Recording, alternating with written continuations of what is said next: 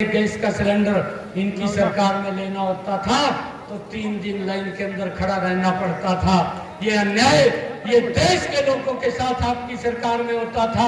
आप न्याय की बात कर रहे हैं, न्याय तो नरेंद्र मोदी जी ने दिया है। भाइयों, उस लाइन को समाप्त किया है। उस माता बहन के घर के अंदर भी गैस का सिलेंडर कनेक्शन पहुंचाया जिसके घर के अंदर आज तक गैस का सिलेंडर नहीं था। भाइयों, नरेंद्र मोदी जी ने वो न्याय दिया है। इनके समय के अंदर हमारी माताएं बहनें 1-1 किलोमीटर की दूरी से सर के ऊपर मटका रख करके पीने का पानी लेकर के आती थी। यह न्याय था। परंतु नरेंद्र मोदी जी ने आकर के भाइयों हर घर के अंदर नल और स्वच्छ जल पहुंचाने की व्यवस्था अगर किसी ने की है तो नरेंद्र मोदी जी ने की है। ये न्याय है भाइयों, ये न्याय देने का काम किया है। ये लोग बोलते हैं किसान की हालत खराब है। भाइयों, 55 साल तक आप सत्ता में रहे हैं। अरे किसान की हालत खराब किसने की है? और आज नरेंद्र मोदी जी ने ये संकल्प लेकर के 6,000 एक साल के अंदर डायरेक्ट किसान के खाते के अंदर पहुंचाने की व्यवस्था ये नरेंद्र मोदी जी ने की है। भाइयों, 2 लाख करोड़ रुपया इन 10 वर्षों के अंदर डायरेक्ट देश के किसान के खाते के अंदर पहुंचाने का काम ये हमारी सरकार ने, इस डबल इंजन की सरकार ने किया है। लगातार किसानों को जो लाभ पहुंचाया है, आगे भी आदरणीय प्रधानमंत्री जी ने कल संकल्प लिया है कि हम जो बात बोलते हैं उसको तो पूरा करते हैं, परंतु जो नहीं बोलते उसको भी पूरा करने का काम करते हैं। भाइयों, मुझे इस बात की खुशी है कि इन 10 वर्षों में चाहे रोड के इंफ्रास्ट्रक्चर की बात हो, ये भारत जोड़ने की बात करते हैं। भाइयों, आज 1-1.5 घंटे के अंदर आप दिल्ली पहुंच जाते हैं। भाइयों, ये गजब का काम अगर किसी ने किया है तो ये नरेंद्र मोदी की सरकार ने किया है। नहीं तो भाइयों 6-7 घंटे दिल्ली जाने में आपको लगते थे। परंतु ये बदलाव आया है। लोगों के जीवन को सुगम करने का काम, लोगों के जीवन को सरल करने का काम भाइयों ये नरेंद्र मोदी की सरकार ने किया है।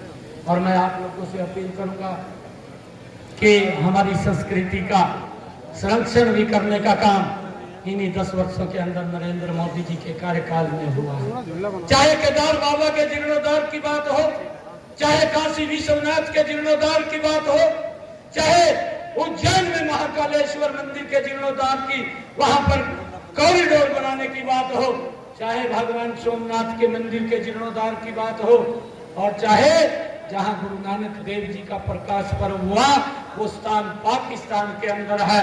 करतारपुर कॉरिडोर अगर कोई बना सकता है, ये राहुल गांधी 55 सालों में कांग्रेस नहीं बना पाई। इन 10 वर्षों के अंदर पाकिस्तान के अंदर भी अपना सीधा कॉरिडोर बनाने का काम अगर कोई कर सकता है तो नरेंद्र मोदी जैसा व्यक्ति कर सकता है। और चाहे भगवान श्री राम की बात, इतने लंबे समय से लोग बोलते थे, अरे मजाक करते थे, इन्होंने काम नहीं किया, ये उपहास उड़ाते थे। ये बोलते थे कि ये बोलते हैं कि मंदिर वहीं बनाएंगे, तारीख नहीं बताएंगे। और फिर जब इनको मंदिर बना दिया, तारीख भी बता दी, निमंत्रण भी दे दिया, एक भी व्यक्ति नहीं पहुंचा। अरे इनको सांप सूंघ गया, पता नहीं कहाँ बैठ करके जा करके, एक भी व्यक्ति नहीं पहुंचा। अरे हमारे लिए गर्व की बात है जो 550 साल तक हम इंतजार करते रहे, भगवान श्री राम का भव्य मंदिर बनेगा, परंतु ये इनकी इच्छा शक्ति नहीं थी। इच्छा शक्ति अगर किसी की थी तो नरेंद्र मोदी जी की थी।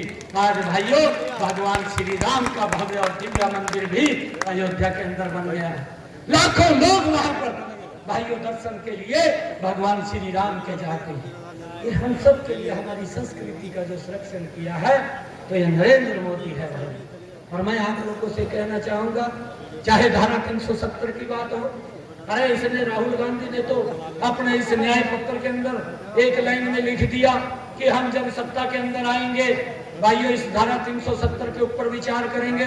भाइयों ये देश, इस देश ने निर्णय कर लिया है कि 2014 में नरेंद्र मोदी जी को आप लोगों ने 282 सीटें दी थी। 2019 के चुनाव के अंदर आप लोगों ने 303 सीटें देने का काम किया।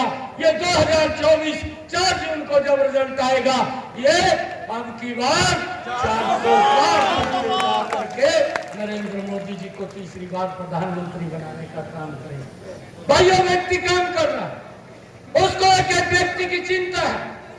ये समाजवाद के लोग क्या बोलते थे?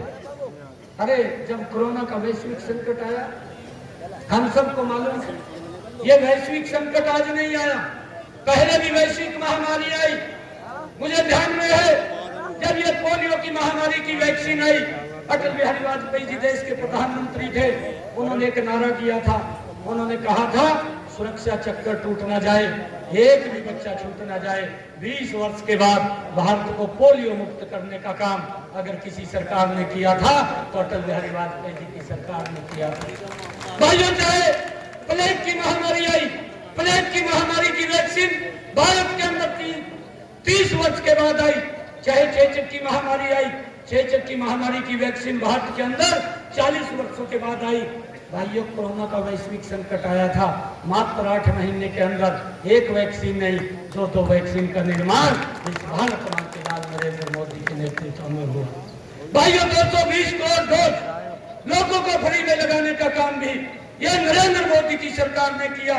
और भाइयों, 100 से ज्यादा देशों को फ्री में वैक्सीन भेजने का पहली बार अगर किसी ने काम किया तो नरेंद्र मोदी जी ने किया है। सर्वे भवन्तु सुखिनः, सर्वे सन्तु निरामया। भाइयों, यह हमारा विचार है और उस विचार को लेकर के कि विश्व का एक एक प्राणी वो स्वस्थ रहे, सुखी रहे, उस भाव को लेकर के नरेंद्र मोदी जी ने पूरे विश्व के अंदर भाइयों ये वैक्सीन भेजने का काम भी किया है। ये आप लोगों की ही सरकार है। आप लोगों ने जो कमल का बटन दबाया ये उसका परिणाम है। और आपके समाजवाद के लोग भाइयों अपने आप को कमरे के अंदर बैठ कर वैक्सीन लगवाई और बाहर निकल कर मीडिया के सामने बोलते हैं, कहा या वैक्सीन न लगवा लियो या तो मोदी की वैक्सीन है। इसके अंदर भी उनको राजनीति नजर आ रही है। भाइयों, आज ये समय आया है, आज जवाब देने का समय आया ऐसे लोगों को कि भाइयों आप लोग तो लोगों के जीवन के साथ खिलवाड़ करने का काम किया है। नरेंद्र मोदी जी ने एक एक जान को बचाने का काम किया है। आप सब मिल करके यहाँ से एक एक वोट आप संजीव बाल्यान जी को दे दीजिए। भाइयों, ये बटन संजीव बाल्यान जी का, ये खटौली में कमल का बटन दबेगा, नरेंद्र मोदी जी के पास ताकत पहुंचेगी बहुत गति से और डबल गति से। भाइयों, इस देश को आगे बढ़ाने का काम करेगा। उन्होंने संकल्प लिया है, आप सबके आशीर्वाद से लिया है। जब आप लोगों के साथ खड़े हैं, ये भारत 2047 तक ये विकसित भारत बनेगा। भाइयों, उस संकल्प के पीछे आप लोगों की शक्ति है और वो शक्ति वो नरेंद्र मोदी जी के पास जानी चाहिए। और कोई दुनिया की ताकत नहीं है कि इस भारत को विकसित भारत बनने से रोक सके। भाइयों, विकसित भारत बनेगा। आप सबका मैं दिल से बहुत बहुत धन्यवाद करता हूँ। और एक बात और कहता हूँ भाइयों, क्योंकि मेरा यहाँ पारिवारिक संबंध है, मैं एक बार नहीं यहाँ से हजारों बार मैं इस मुजफ्फरनगर जिला के अंदर आया हूँ। इसके साथ मेरा विशेष स्नेह है, लगाव है। कभी भी आप लोगों ने कोई कार्यक्रम किया, उस कार्यक्रम के अंदर भी मैं उपस्थित रहा। आपका बेटा भाई हरियाणा के अंदर बैठा है, कभी भी आपको मेरी जरूरत पड़ेगी तो मैं 24 घंटे आप लोग मिल सकते हैं, बात कर सकते हैं। हम तो ये संकल्प लेने के लिए आया हूँ, एक एक वोट खड़े होकर के। भाइयों, मोदी जी को इस ताकत का पता लगना चाहिए, इस शक्ति का पता लगना चाहिए। जब ये 4 जून को रिजल्ट आएगा, 543 सीटों में से सबसे ज्यादा वोट से हमारे संजीव बाल्यान जी जब कमल का फूल खिल करके भाइयों दिल्ली के अंदर जाएगा तो नरेंद्र मोदी जी भी कहेंगे कि भाई ये गजब का काम ये किया है।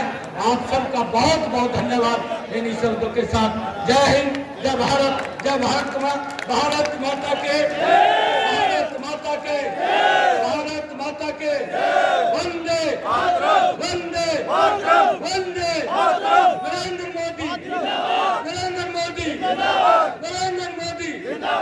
अब की बार, अब की बार, अब की बार, फिर एक बार, फिर एक बार। बहुत बहुत धन्यवाद, बहुत बहुत धन्यवाद माननीय मुख्यमंत्री जी। देशवासियों को देने के लिए आ जाए और मैं आमंत्रित करता हूँ आज की सभा के सम्मानित अध्यक्ष माननीय बनारसी दास जी को भी आए और हमारा आह्वान करें बनारसी दास जी।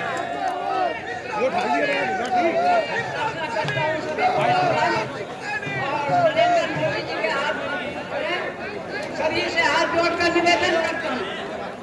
बहुत बहुत धन्यवाद। आशीर्वाद हमारा साथ रहेगा। बहुत बहुत धन्यवाद।